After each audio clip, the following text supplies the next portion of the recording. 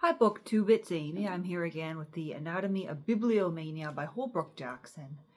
Today we are on How Bookmen Conquer Time and Place with a section titled The Proper Time for Reading. The time to read is any time. No apparatus, no appointment of time and place is necessary. It is the only art which can be practiced at any hour of the day or night, whenever the time and inclination comes. That is your time for reading. In joy or sorrow, health or illness, the mood for a book sometimes rushes upon one. Either one knows not why, or in consequence, perhaps of some trifling suggestion. Gissing tells how one day at dusk he was out walking, when the sight of an old farmhouse with the doctor's gig waiting at the door and a light in an upper window put him so strongly in mind of Tristram Shandy that he must hurry home to plunge into the book, which he had not opened for 20 years. Nothing gave him greater pleasure than the thought that there were times when he could sit quietly reading, all day long. 'Tis a common dream of them all, whether it comes true or not. They would be reading a main and a nocturne usk. And we have a footnote pointing us to from morning till night.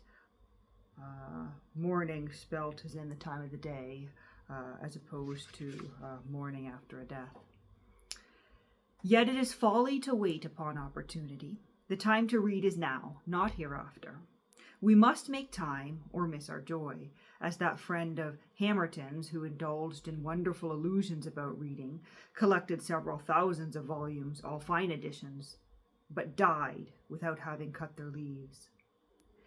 Well may Hamerton say that reading is the most illusory of all the tasks we propose to ourselves. Nothing easier than the intention to read, the vastest literatures in the indefinite future, and to be defeated by time. Never put off till tomorrow the book you can read today. Milton was up and stirring in winter, often ere the sound of any bell awake, men to labor or to devotion. In summer, as oft with the bird that first rouses, or not much tardier, to read good authors, or cause them to be read, till the attention be weary, of memory have his full fraught. And our footnote is pointing us to Apology of Smectomenus, works, and I'm not familiar with that. There's a date there, 1697. But Dr. Johnson, in the other extreme, could not remember the time since he left Oxford that he rose early, except when he was writing The Rambler, and Burton's Anatomy of Melancholy was the only book that he ever took him out of bed 2 hours sooner than he wished to rise. Samuel Pepys rose at 4 o'clock in the morning to read Cicero's second oration. Macaulay, when in Calcutta, read ancient literature every morning from 5 to 9. On September 9th, 1850, he was up soon after 6, reading Cobbett with admiration, pleasure, and abhorrence, and every now and then, on an idle afternoon, he read one of Plutarch's Lives. Coleridge was a matinational reader, and once announced that Southey and Bowles were his only morning companions. But he confessed that he could read Beaumont and Fletcher's Beggar's Bush from morning to night. Stevenson could read late and early, but Virgil was not good fun on an empty stomach. Our footnote pointing us to letters edited by Colvin. Others prefer to read late in the day and far into the night, keeping themselves awake by wet towels and vinegar compresses applied to the head, copious draughts of coffee, hard chairs, etc. The Chinese scholar Sun Ching always tied his pigtails to a beam overhead to prevent himself from dozing over his books. Our footnote pointing us to Gill's Chinese biography, it looks like. It's a short form of the full title. But yes, moving on. Ringlenbergus opposed the demands of sleep by sleeping transversely on 2 boards so that he might waken betimes and resume his reading. But with many notable readers, such devices are unnecessary. St. Anselm's zeal was so excessive that the time of meals frequently passed by unnoticed, and he applied himself to his literary inquiries far into the night. Magliabechi read all day, and and as far into the night as possible, and when exhausted, fell asleep among his books. Milton's genius was revealed by his impetuosity in learning, which the poet himself admitted, seized him with such eagerness that after his 12th year he scarce ever went to bed before midnight. In Huysmans' Rebers,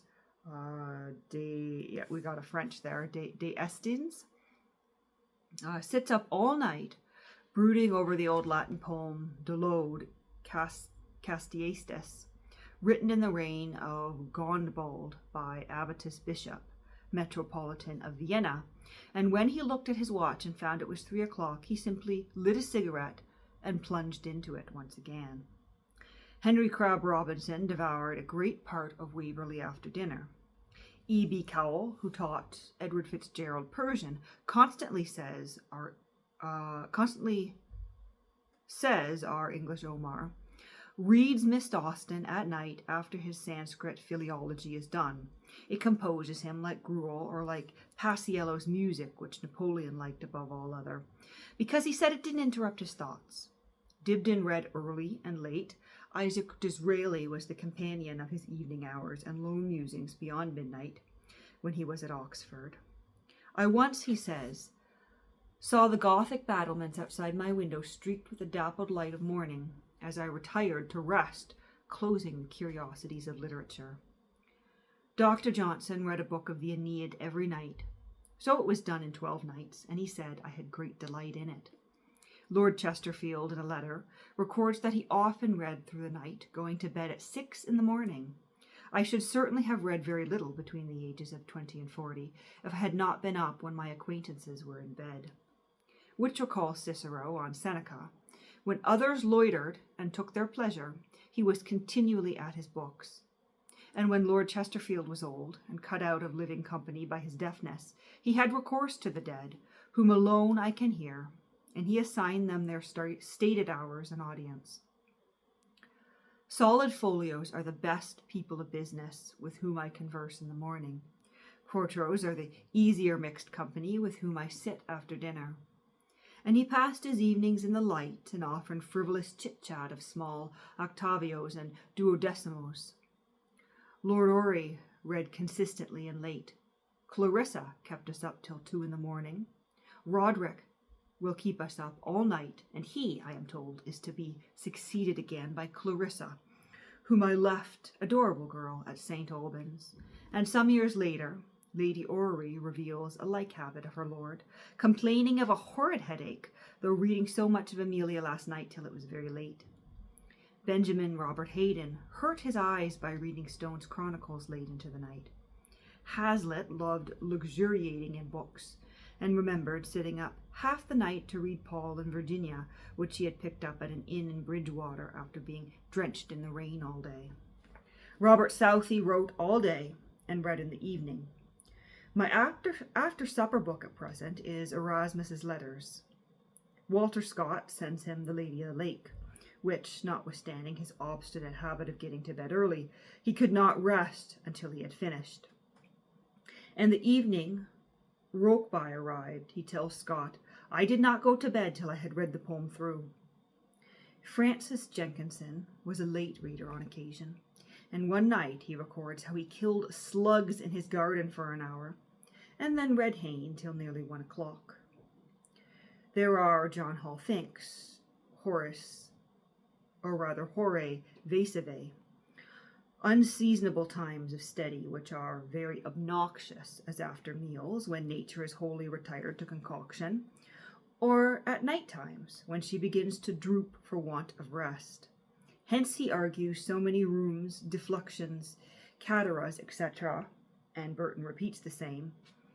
Hard students are commonly troubled with gouts, catarrhs, rheums, caxia, bradypepsia, bad eyes, stone and colic, crudities, oppilations, vertigo, consumptions, and all such diseases as come by overmuch sitting. They are most part lean, dry, ill-colored, spend their fortunes, lose their wits, and many times their lives, all through immoderate pains and extraordinary studies. But in our times, though some may wreck their health and even their lives for books, such immoderate reading is no longer common, and good light and fair print have so added to the amenities of the studious and hedonist alike that no great harm can come to them.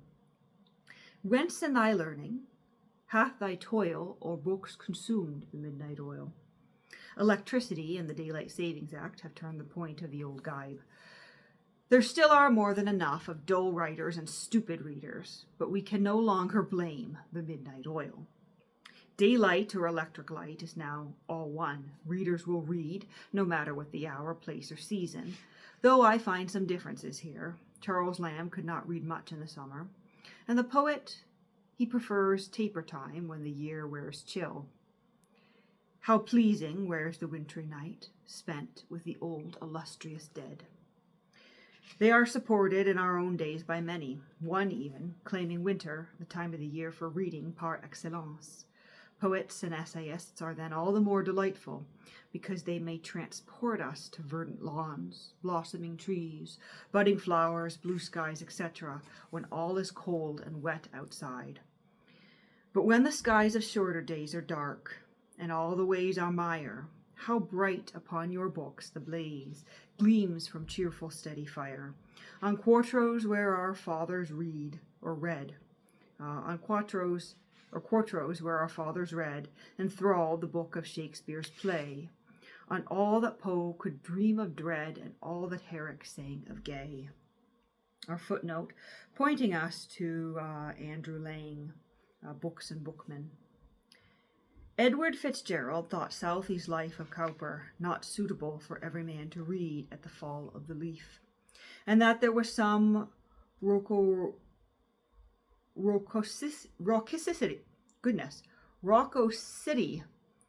in a gentleman reading Seneca in the middle of February in a remarkably damp cottage. Our footnote pointing us to Letters and Literary Remains. And he was convinced that Theocritus harmonized with the opening of Fine Weather. In the summer of 1866, he had a sort of craze for Sophocles, but it was his Sévigné who always returned to him in the spring, fresh as flowers, he said, and Crabbe came to him naturally at the fall of a leaf.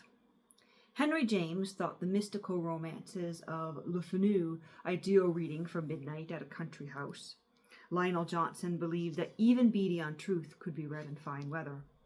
Edward Dowden recommended Chaucer for summer reading, when you are not in an intense or heroic mood, and Leigh Hunt, The Arabian Nights for all seasons.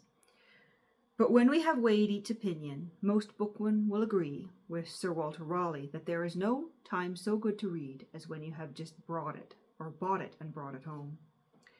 So if, as among men of affairs, statesmen and others who are so much occupied that their days are partitioned into several sections, each reserved for its particular duty, they will prepare a space for reading, my problem is solved.